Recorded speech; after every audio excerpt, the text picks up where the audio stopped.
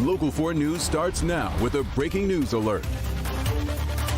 That breaking news is happening right now in Inkster. A child has been found stabbed to death inside a home, and the mother right now is missing. Let's get right over to Jason Colthorpe, who got to the scene just a short time ago. Jason, what can you tell us? Karen, we're on Lehigh here in Inkster, and if you look behind me in this neighborhood, you can see police, as they just described to me, are very busy trying to work this scene. We have neighbors out talking to police. You see a cadaver dog now kind of going around the area. What we know is a 3-year-old girl has been stabbed to death. Police believe it was her mother who may have mental issues. They say after it happened, the mother left the scene in an Uber.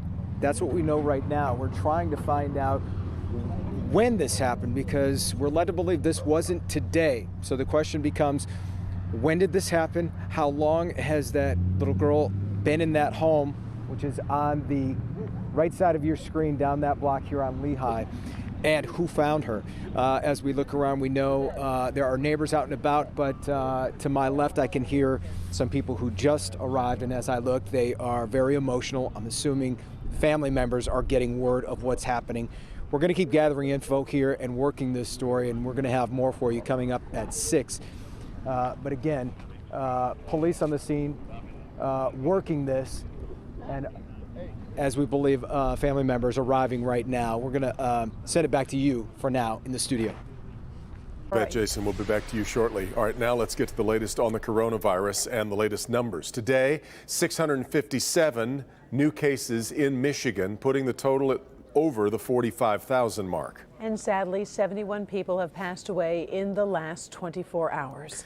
Let's go now to Lansing, where Michigan's legislative leadership filed a lawsuit against Governor Whitmer this morning. Leaders say her decisions to unilaterally extend the state of emergency and not negotiate with the House and Senate on relaxing the stay-at-home order forced them to act. Rob Maloney was in Lansing as the battle to get Michigan back to work heads to court. The legislative leadership believes it's actually a fairly simple case. 2 competing laws, which is the right one. The governor has chosen the one that gives her carte blanche to do what she wants. They say that's unconstitutional overreach. It is our firm belief that that law does not give the power to the governor to rule the entire state on their own for as long as they like, and today we are asking the courts to affirm our opinion. The fact is, no one wanted to go to court, no one wanted to have this battle, and it was very avoidable. The leadership's larger frustration is the governor's shift from flattening the curve to what she calls saving lives with no explanation or providing the data behind her decision-making. They say it led to a one-size-fits-all approach, doing, in their estimation, irreparable economic damage. I'm concerned about another lost decade. I'm concerned about not just the jobs, but also the lives and the livelihoods. I'm concerned about not just the lives, but the lives that have been lost because of government action. And while protests accompanied this battle, the House Speaker said he's more interested in legal clarity. I am not encouraging any civil disobedience or mass chaos at this point in our state, but I think these orders are legally questionable. That's why we are going to court. The governor's office quickly shot back, quote, "This lawsuit is just another partisan game that won't distract the governor. Her number one priority is saving lives. She's making decisions based on science and data, not political or legal pressure," end quote. Well, let there be no doubt the leadership does not think this is going to be settled anytime soon. They took it to the Court of Claims, and they've asked for an expedited hearing on it, but there is no expectation that the judge is going to overturn this now. It's likely going to end up in the Supreme Court months from now. Reporting live, Rod Maloney, Local 4. All right, Rod. Today, the state said operations will be paused at Detroit's TCF Center, the makeshift hospital, down to 1 patient right now. Of course, it was built to house 1,000. Mayor Duggan, though, says it will be ready if it's needed again. We are always going to have to be, at least for probably the rest of this year, conscious of a spark. And certainly, if we go into, if this summer there turns to be big crowds, it's going to spike back up on us. We can't maintain our discipline. When we get into the regular seasonal flu season in December and January, we're going to be at risk again. And so I'm sure the governor will keep the TCF Center in reserve. Also today, the mayor said the city is losing $600,000 every day that the casinos are closed. He says the city is working with the casinos on what it would take to reopen, and following the decisions being made right now in Las Vegas, ideas being floated, cutting the number of slot machines by a quarter or a third, also restricting people at table games. The mayor says he is unsure if this is going to happen in the coming weeks or months, but he does not see casinos operating as normal for up to a year. Now to the race to develop a coronavirus vaccine. Pfizer made headlines yesterday saying it could have a vaccine ready for emergency use as soon as September. Dr. Anthony Fauci has said there is a possibility a vaccine could be ready as early as January. But how realistic are those timelines? Our Dr. Frank McGeorge is here to explain why it's a real long shot. Doc? Yeah, guys, to say it would be unprecedented to develop a vaccine that fast doesn't even begin to cover it. The current record for developing a brand new vaccine is 4 years. That said, some of the usual hurdles have been removed in this global race, and that's why some experts believe a significantly shorter timeline is possible, though not necessarily probable. How long does it usually take to make a vaccine? The chickenpox vaccine took 28 years. Flu mist, also 28 years. The HPV vaccine was in development for 15 years, as was the rotavirus vaccine. Mumps was considered lightning fast at 4 years. So why does anyone think it's possible to do this faster? Well, first, given the global impact of COVID-19, there's been no time wasted trying to secure funding. Second, many of the vaccines are building on work that was already done in the effort to create a vaccine for SARS or MERS. SARS and this new coronavirus are about 80% identical. The Oxford team was already working on a vaccine for a different coronavirus, giving them a head start on this SARS-CoV-2. Now, some researchers, including those at Pfizer, are taking a new route, using something called messenger RNA. It's a faster method, but no such vaccines have ever been approved. Researchers are also combining phases of testing and testing multiple vaccines at the same time to narrow down the best candidate without having to start over. Another shortcut? Manufacturing. Many companies are ramping up production capability or even producing their vaccine already in hopes that it will prove safe and effective. The Gates Foundation has said it will fund the construction of factories for 7 promising coronavirus vaccines. That could mean millions of doses ready to go or nothing to show. Only time will tell. Now, you might recall back in 2009, researchers were able to create a vaccine against the swine flu in about 5 months. Now, that was only possible because it used the same manufacturers and materials that we already used to create the seasonal flu vaccine, so they really weren't starting from scratch. And by the way, the man who led the effort to fast-track that vaccine was none other than Dr. Anthony Fauci. We've got to ask you, Doc, there's got to be a little bit of skepticism in terms of if they go really, really fast in approving this vaccine, I assume the public is not going to trust the vaccine's safety. Well, yeah, that is definitely some concern, but, ultimately we need a safe and effective vaccine that people are willing to get. Realistically, that isn't going to happen as fast as anyone would like, but there are, frankly, a lot of really smart people around the world doing their best to at least make it possible. Right, and as you said, the whole world trying to find the right cure. We appreciate it. Thank you, Doc.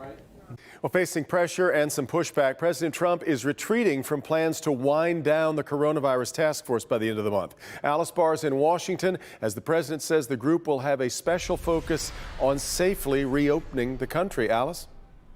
Devin, President Trump honoring frontline healthcare workers today, even as he acknowledged hospitals may start filling up again as states reopen their economies. On this National Nurses Day, President Trump honoring the thousands of nurses on the front lines of the coronavirus battle. Risking their health to save lives of fellow citizens. While at the same time, he's reversing course after backlash over winding down the White House coronavirus task force that includes the country's top medical experts. The president announcing on Twitter today the group will continue indefinitely, emphasizing a focus on safety and opening the country, as well as vaccines and therapeutics. I had no idea how popular the task force is until actually yesterday when I started talking about winding it down. President Trump telling ABC News it's time to get the country back to business, though he acknowledged more Americans will die as states reopen, conceding the death toll will likely be higher than he expected. I always felt 60, 65, 70, as horrible as that is. I mean, you're talking about filling up Yankee Stadium with death. House Speaker Nancy Pelosi accusing the president of pushing a false choice, lives versus livelihoods. Death is not an economic motivator. The former head of the CDC testifying today that the Trump administration has not sufficiently ramped up what's needed to safely reopen the country. Not just test, but also isolate people who are infected, contact trace, and quarantine. That testimony before the same House committee that had requested to hear from top health official Dr. Anthony Fauci. The administration blocked him from speaking, though he will appear before a Republican-controlled Senate panel next week. On the economic front, a new report today from payroll giant ADP shows the private sector lost more than 20 million jobs in April, the biggest loss on record. In Washington, Alice Barr, Local 4. A nurse at Sinai Grace Hospital says he was fired for something he didn't do at the height of the outbreak. Now, these images of body bags stored in a room went viral, and the nurse says he was fired because of it. Sean Lay joins us live this evening, and Sean, he says he didn't spread those messages. He's insisting that. We spoke to this RN just minutes after he was fired and walking out of the hospital. He was very emotional, and he says tonight he is heartbroken. Early this morning, Sinai Grace RN Sal Hedwan shot this video of himself leaving after his overnight shift, saying the DMC fired him the moment he was done today.